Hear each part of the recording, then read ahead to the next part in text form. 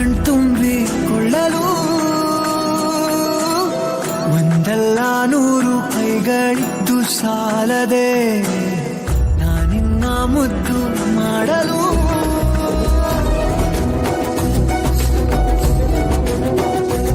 ಯಾಕ್ರಿ ಈ ಲೆವೆಲ್ ನಿಮ್ಮ ಎಮೋಷನ್ಸ್ನ ಕಂಟ್ರೋಲ್ ಮಾಡ್ಕೊತಾ ಇದ್ದೀರಾ? ಇದೆಲ್ಲ ಹೆಲ್ತ್ ಒಳ್ಳೇದಲ್ಲ. ಪ್ರೀತಿ ಬಂದಾಗ ಪ್ರಪೋಸ್ ಮಾಡ್ಬಿಡ್ಬೇಕು, ಹುಡುಗಿ ಇಷ್ಟ ಆದಾಗ ಮದುವೆ ಆಗ್ಬಿಡ್ಬೇಕು, ಅದೇ ಪ್ರಕೃತಿ ನಿಯಮ. ಚಿರಾಗ್, ಕೆಲಸ ಮಾಡೋವಾಗ ಇದೆಲ್ಲ ಬೇಕಾ? ಪ್ಲೀಸ್. ನೀವು ನನ್ನ ಹೆಂಡತಿ ಹೌದು ಅಲ್ವಾ? ಹೌದು. ಅಂದ್ಮೇಲೆ ನಿಮ್ಮನ್ನು ಇಷ್ಟಪಡೋದ್ರಲ್ಲಿ ಏನು ತಪ್ಪಿದೆ? ಯಾಕೋ ಇತ್ತೀಚೆಗೆ ನಿಮ್ಮಲ್ಲಿ ಅದ್ವಾ ಲವ್ ಆಗ್ತಿದೆ ಕಣ್ರಿ. ಲವ್ವಾ?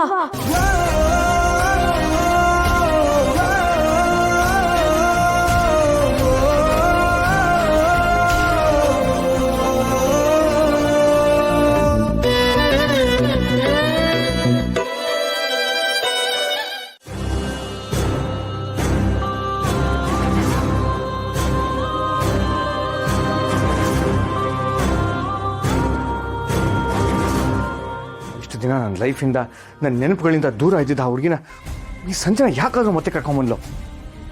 ಅಷ್ಟಕ್ಕೂ ಅವಳು ಎಲ್ಲಿಂದ ಸಿಕ್ಕಿದ್ಲು? ಆ ಕಣ್ಣಿಕ ಏನಾದ್ರು ನಮ್ಮ ಹಳೆ ಕಥೆಗಳನ್ನೇನಾದ್ರು ಸಂಜನಾ ಹೇಳಿದಾಳ? ಏನು ಅರ್ಥ ಆಗ್ತಿಲ್ವಲ್ಲ. ಒಳ್ಳೆ ಕೆಂಡನ ಸೆರಗಲ್ ಸುತ್ಕೊಳ್ಳೋ ಥರ ಆಗಿದೆ ನನ್ನ ಪರಿಸ್ಥಿತಿ ಈಗ.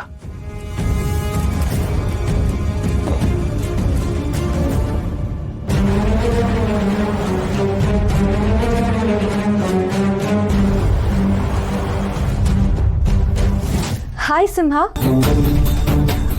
ಅಯ್ಯೋ, ಇದ್ಯಾಕೆ ಆಕಾಶನೇ ತಲೆ ಮೇಲೆ ಬಿದ್ದಿರೋ ಹಾಕಿ ಕೂತಿದ್ಯಾ?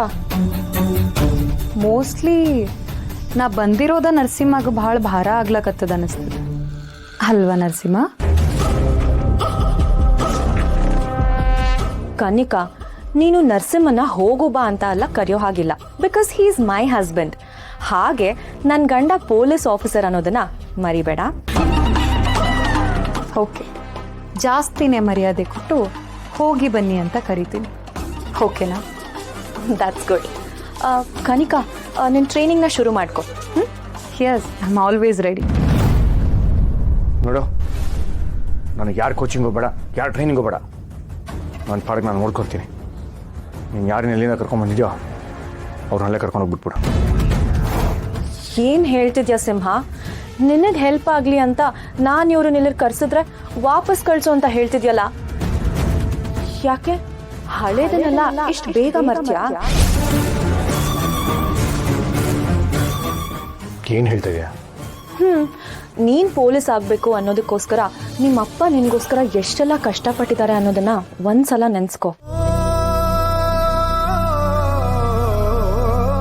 ನರಸಿಂಹ, ನೀನು ಆಕಾಶದಷ್ಟು ಎತ್ತರಕ್ಕೆ ಬೆಳೆದು ಆಲದ ಮರದ ಬಿಸಿಲಲ್ಲಿ ಬಂದವ್ರಿಗೆ ತೆರಳಾಗ.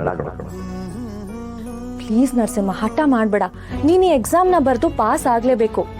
ಈಗ ಸ್ವಲ್ಪ ನಿನಗೆ ಹಿಂಸೆ ಅನ್ಬೋದು, ಕಷ್ಟ ಅಂತ ಅನಿಸ್ಬೋದು, ಆದ್ರೆ ನೀನು ಪಾಸ್ ಆಗ್ತೀಯಲ್ಲ, ಆಗಾಗೋ ಖುಷಿ ಮುಂದೆ ಇದೆಲ್ಲ ನಿನಗೆ ಚಿಕ್ಕದು ಅಂತ ಅನ್ಸುತ್ತೆ.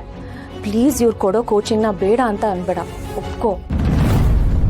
ತಾಳಿ ಕಟ್ಟಿರೋಳು ಮಾತಿಗೆನ ಇಷ್ಟು ಬೇಗ ಕರಗಾಕತ್ತಿ ಅಂದ್ರೆ ನಿಂಗೋಸ್ಕರ ತಾಳ್ಮೆಯಿಂದ ದೂರ ಇದ್ದವಳು ಮಾತಿಗೆ ಇನ್ನೆಷ್ಟು ಬೇಗ ಕರಗ್ತಿ ಅಂತ ನೋಡ್ತೀನಿ. ನಾನು ಇಲ್ಲಿಗೆ ಬಂದಿರೋದ ನಿನ್ನನ್ನು ಒಲಿಸ್ಕೊಳಕ್. ನೀವು ನನಗೆ ಏನು ಹೇಳ್ಕೊಡ್ತಾರೋ ನಾನು ಅದೇನು ಓದ್ತೀನೋ ನನಗೆ ಗೊತ್ತಿಲ್ಲ, ಆದರೆ ಕಷ್ಟಪಟ್ಟು ಓದ್ತೀನಿ. ಕೂಲ್. ನಾನು ಯಾರಿಗೂ ಫೋನ್ ಮಾಡಲ್ಲ. ನೋಡಿ, ಆಫೀಸ್ ಕೆಲ್ಸದ ಥರ ನಾನು ಬೆಳಗ್ಗೆ ಬರ್ತೀನಿ, ಸಂಜೆ ಹೋಗ್ತೀನಿ, ಆಯ್ತಾ? ಹೌದಾ? ಹೌದು, ಮತ್ತಿನ್ನೇನು? ನಾನು ಇಷ್ಟೊತ್ತಿಗೆ ಬರ್ತೀನಿ, ಇಷ್ಟೊತ್ತಿಗೆ ಹೋಗ್ತೀನಿ ಅಂತ ಏನಾದರೂ ಅಗ್ರಿಮೆಂಟ್ ಹಾಕೊಟ್ಟಿದ್ದೀನಾ? ಕರೆಕ್ಟು, ಆದರೆ ನೋಡಿ, ನಾನು ಎಷ್ಟೊತ್ತಿಗೆ ಬರ್ತೀನಿ, ಎಷ್ಟೊತ್ತಿಗೆ ಹೋಗ್ತೀನಿ ಅನ್ನೋದನ್ನ ನಾನು ಡಿಸೈಡ್ ಮಾಡ್ತೀನಿ. ನೀವು ನನಗೆ ಹೇಳೋ ಅವಶ್ಯಕತೆ ಇಲ್ಲ. ನೀವು ಬೇಕಾದ್ರೆ ನನ್ನ ಮಗಳ ಜೊತೆ ಇಲ್ಲೇ ಸ್ಟೇ ಆಗ್ಬೋದು. I have no objections. ಏನು? ಯಾರು ನಿಮಗೆ ಹೆಸರಿಟ್ಟಿದ್ದು? ನಮ್ಮಪ್ಪ ಕಲಾ ಸಾಮ್ರಾಟು, ಅವ್ರ ಮಗ ನಾನು ವಿರಾಟ್. ನಿಮ್ಮ ಹೆಸರಿಗೂ ನೀವು ನಡ್ಕೊಳ್ಳೋ ರೀತಿಗೂ ನೀವು ಆಡ್ತಿರೋದಕ್ಕೂ ಒಂದಕ್ಕೊಂದು ಸಂಬಂಧನೇ ಇಲ್ಲ. ಕರೆಕ್ಟು ರೀ. ನಮ್ಮ ರಾಮಯ್ಯ ಇದಾನಲ್ಲ, ಅವನು ಅದನ್ನೇ ಹೇಳ್ತಾ ಇರ್ತಾನೆ, ನನಗೂ ಗೊತ್ತಾಗ್ತಾ ಇಲ್ಲ. ಬನ್ನಿ ಸರ್, ಬನ್ನಿ. ಪೇಷಂಟ್ ಆಗಿಲ್ಲ, ಬನ್ನಿ ಸರ್. ಪೇಷಂಟ್ ಕಾಯ್ತಾ ಇದ್ದಾರೆ. ಹೌದಾ? ಪೇಷಂಟಾ? ಹಾಂ ಅರ್ಚನಾ ಅವರೇ ನೀವೊಂದು ಹಾಫ್ ಅನ್ ಅವರ್ ಇಲ್ಲೇ ಇರಿ, ನಾನು ಬರ್ತೀನಿ. ಒಂದು ನಿಮಿಷ ನಿಮ್ಮ ನೋಡಕ್ಕೆ ಪೇಷಂಟ್ ಬಂದಿದ್ದಾರೆ? ಹೌದು, ಅಂದರೆ ನೀವು ಸೈಕಾಲಜಿಸ್ಟ್ ವಿರಾಟ್. ಪ್ರಮೋಷನ್ ಸಿಗೋದು ಜವಾಬ್ದಾರಿ ಜಾಸ್ತಿ ಆಗ್ಲಿ ಅಂತ, ಕೆಲಸ ಹಾಳು ಮಾಡಕ್ಕಲ್ಲ. ಅಲ್ಲ, ಏನ್ ವಿಷಯ ಅಂತ ಮೊದ್ಲು ಹೇಳಿ. ಎಷ್ಟು ದಿನ ಕಂಪನಿನ ನನ್ ಕಂಟ್ರೋಲ್ ಅಲ್ಲಿ ಇಟ್ಕೊಂಡು ಚೆನ್ನಾಗಿ ನಡೆಸ್ಕೊಂಡು ಹೋಗ್ತಿದ್ದೆ. ಏನೋ ಅಲ್ಪ ಸ್ವಲ್ಪ ಕೆಲಸ ಚೆನ್ನಾಗಿ ಮಾಡ್ತೀಯಾ ಅಂತ ನಿನಗೆ ಒಳ್ಳೆ ಪೋಸ್ಟ್ ಕೊಟ್ಟು ಸೈನಿಂಗ್ ಅಥಾರಿಟಿ ಕೊಟ್ಟಿದ್ದಕ್ಕೆ ಇದೇ ಕೆಲಸನ ಮಾಡೋದು ನೀನು.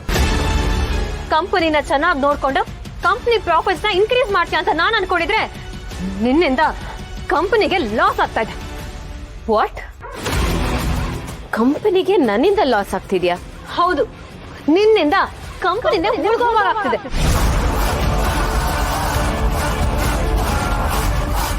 ಯಾಕಮ್ಮ ಸೌಂದರ್ಯ, ಏನಾಯ್ತು? ಯಾಕೆ ಹೋಗ್ತಾ ಇದೀಯಾ?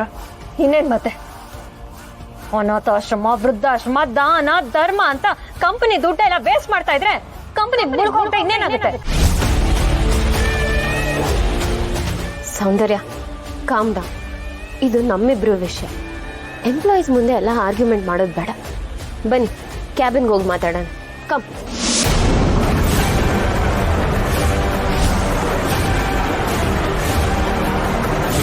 ಕಮ್ ಸೌಂದರ್ಯ.